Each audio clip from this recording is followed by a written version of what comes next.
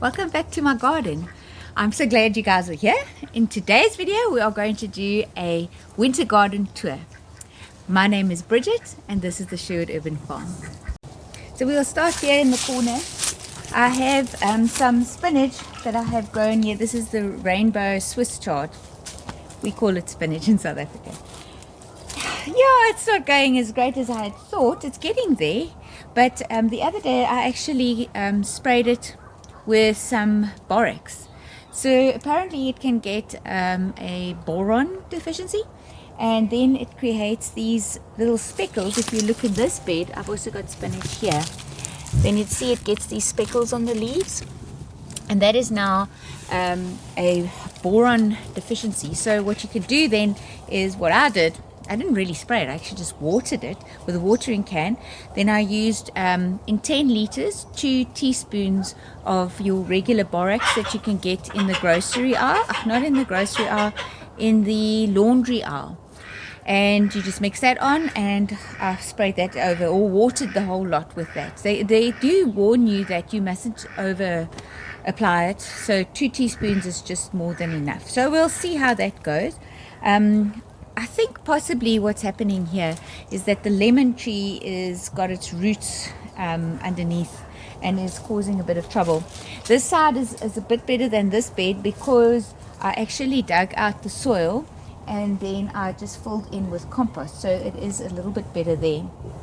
But I do sort of struggle with this side of, since I've got this big lemon tree here, now I'm struggling to get things to grow on this side of the vegetable garden, which is a pity because that's quite a lot of growing space that I'm losing. In the corner here, I still have some pepper dews, which are fruiting, and it's actually better that they're fruiting now, because when they were fruiting earlier on, they were getting stung by I think it's called a pepper flower. Anyways, it looks very much like a pumpkin flower, and then they do exactly the same thing. They lay their eggs in the fruit, and then when you open it up, it's full of those little maggots. But those little things can jump. My earth, I actually made a reel on Instagram.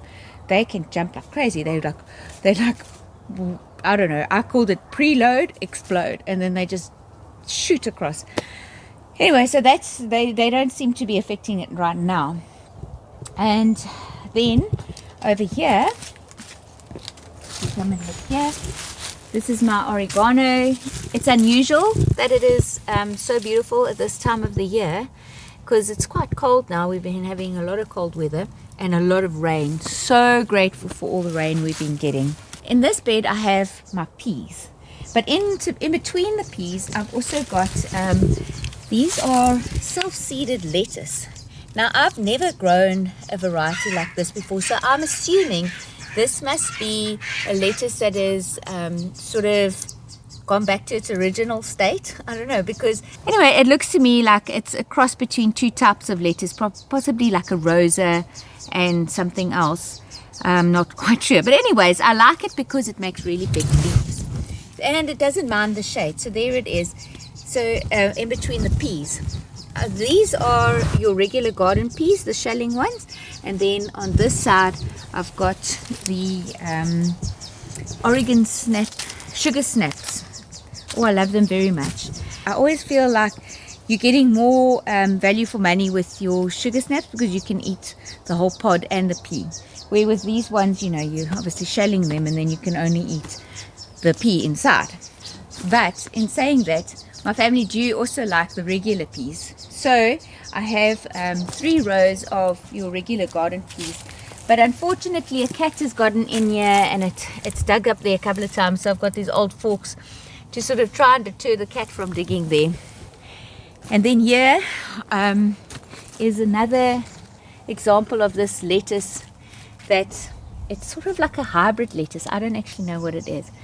And then I recently harvested here, so this is the Myra oak leaf lettuce. If we have a look in the buckets, I have planted potatoes, and this is the second crop of potatoes in the same compost. I'm trying it out, it's looking good so far.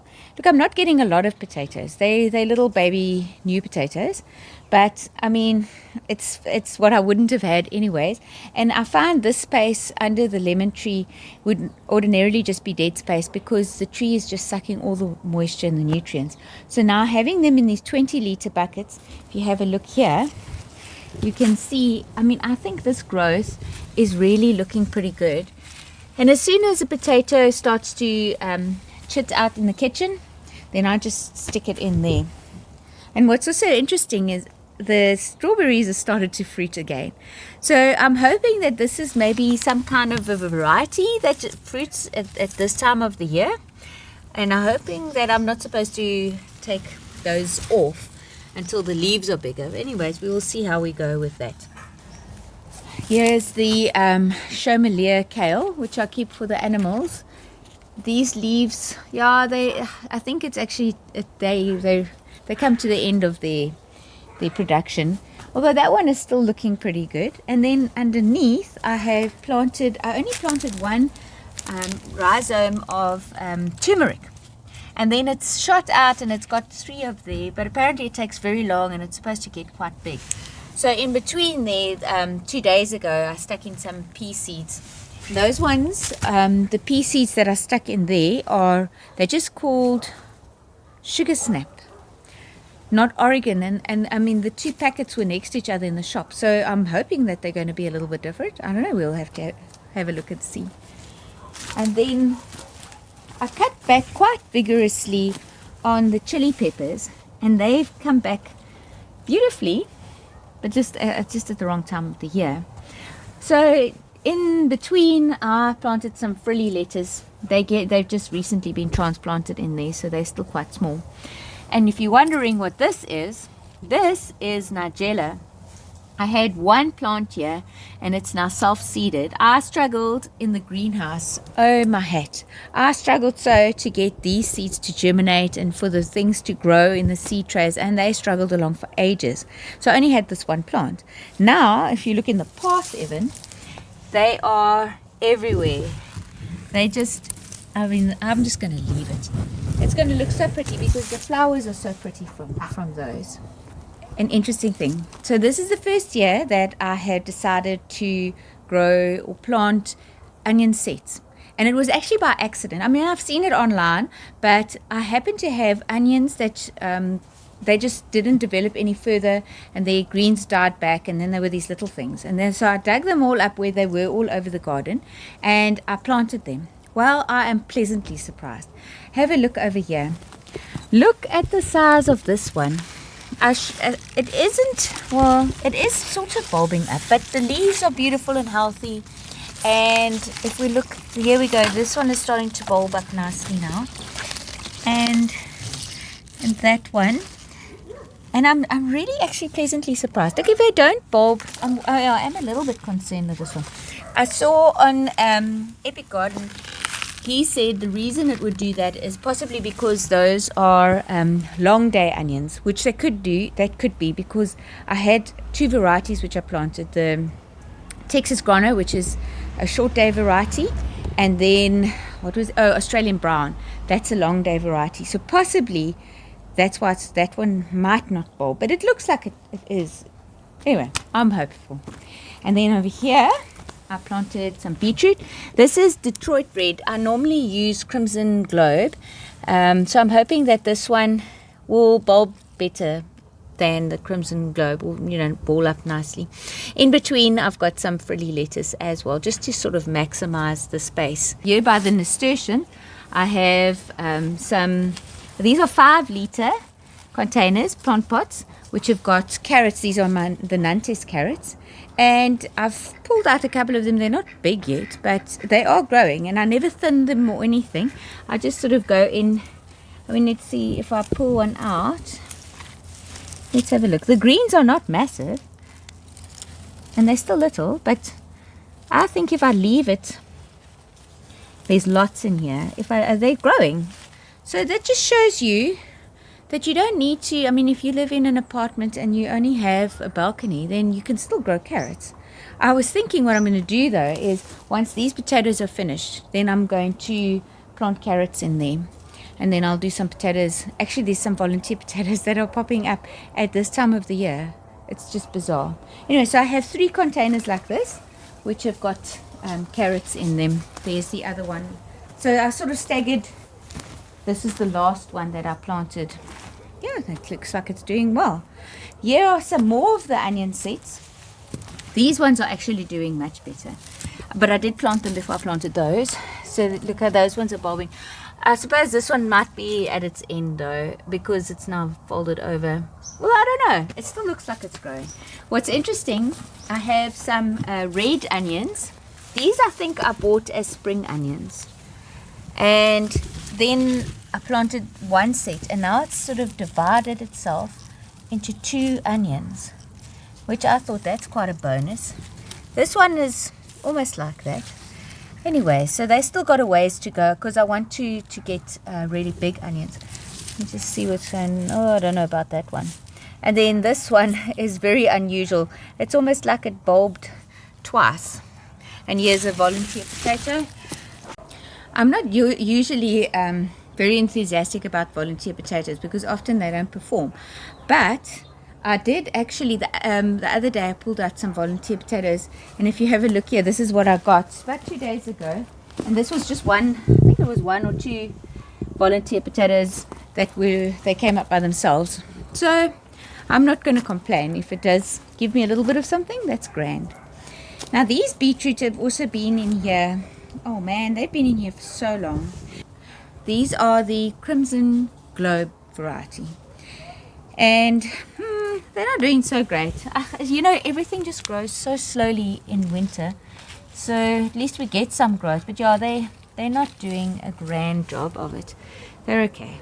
I'll leave them there for a little bit longer. And then on the edges of the beds, you can see I had some lettuce seedlings that popped up in the garden, and I just transplanted them over here. And over here I have some more onions, and my pride and joy, finally guys, have a look at this. Isn't this spectacular?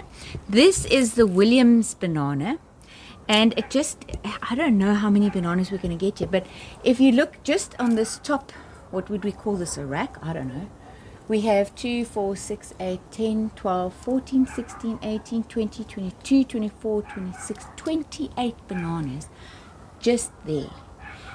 If God willing, and they all come to become beautiful big bananas, we are going to have a lot of bananas. Hopefully they don't all ripen at the same time, but they might. It's still making these tiny little bananas at the bottom here, so I'm not sure if these are actually going to produce anything. But so far, I'm so impressed. I'm just so happy. I've waited quite a long time. As you guys know, every time I'm hopeful, this time now. But anyways, here it is. There it is. And then I grew 2 pawpaw trees. Here's one. And then there's one on the other side. That one seems to be doing much better than this one. But I also had the same cat has been digging here and causing trouble in the garden, so I don't know if that's affected the roots or whatever with that one. And then I am growing for the first time pineapple. These are just from shop pineapples, but the one over there, you'll see there's a difference. This one's got like a serrated leaf, and then the one in the middle, that one comes from my cousin. His wife actually grew one from a shop, and then when we were there not so long ago in George, she harvested her pineapple and then she gave me the top, and it rooted. And it's like, I mean, I've never been actually successful in it, but I've learned now what you must do is you must you cut off the top of the pineapple and then you pull off the leaves. I used to leave a piece of the pineapple thinking it would root out of that. It doesn't. You cut all the fleshy stuff off and then you pull off the leaves, and then it will start to root. You put it in some water, or I would imagine you could probably just stick it in the ground and then it will root. So there we go. In apparently 2 years' time, I shall have pineapples. I have one lonely, oh, it's full of ants. That's interesting. Anyways, eggplant, which I wanted to pull out, but now I'm feeling sorry for it because it's got a flower and it's got all this new growth. It was struggling under the sweet potatoes, but there it is. Right, in this bed, I have some more of the Chaumelia kale. So these ones I planted in about 3 weeks ago. They were in the greenhouse for quite a long time. I would normally have planted it in when they were smaller, but I potted it on until they were bigger, and I think that's a better idea because they're just much stronger plants than they would have been. I had an invasion of the ducks in this bed, unfortunately. Someone left the gate open, and so they took off all the new growth on my snap peas. I'm so sad. This one is like one of the only ones where they didn't get the growth tip. I'm hopeful that it will possibly start to shoot out some new growth at the bottom, but it was just as they were starting to climb, so I'm quite upset about that. They also trampled over here all over the lettuce with their big ducky feet. In this bed the sun doesn't shine during the winter months, and I had planted in the summer months, I had planted this perennial bean, and I've just left it, and it doesn't get any sun, but there it is. It keeps growing and it keeps doing well. I mean, it's even got some flowers if you look over here, but I thought I will leave it in. There's some flowers. I thought I will leave it in as sort of like a cover crop, and hopefully there will be some nitrogen fixation happening there, and then in summer I will or spring I'll pull it all out and then plant in there whatever I feel like planting. Let's go and have a look at the raised beds. In this raised bed I have broccoli. This is a green sprouting broccoli. I saved the seed. I wasn't sure which one I had saved the seed of, so it's not going to form a very big head, but you can have a look here. It's already started flowering over here, and then it's going to shoot out all over the place some more flowers. I'm not sure if I really like this. I think I prefer the like a calabrese, which has got a sort of a bigger head. Anyways, but it grew beautifully and it doesn't have any aphids on it, so I'm very happy for that. And if you come and look here, this morning I pulled out all the coriander that I had here. Normally I leave it, and then I like to save the seed, and then I will roast it and grind it into like the coriander for food. But I wanted the space, so in the meantime I have planted in some beetroot. This is also the Detroit Red. And then I'm very proud of my garlic, but I must also say there was nasturtiums which were growing over this poor garlic, so it isn't as great as the garlic that is in that other bed, which I'm going to show you now. The other problem is that the sun only sort of shines here a little bit later on, so that one is getting more sun than this one.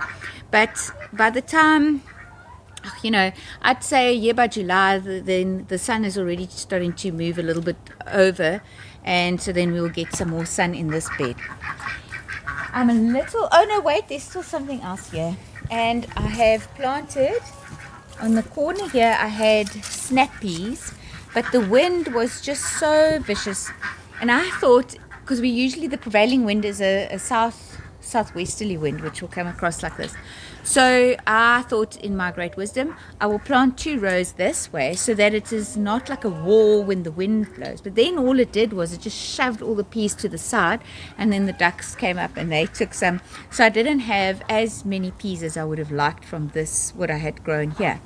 And then when I pulled the peas out, I put in some cos lettuce just the other day. Here they are. I don't know if you remember in my last video, I had some broccoli over there. It was sort of like more the calabrese broccoli, which was all along here, and I had an amazing harvest. They gave me beautiful big broccoli heads.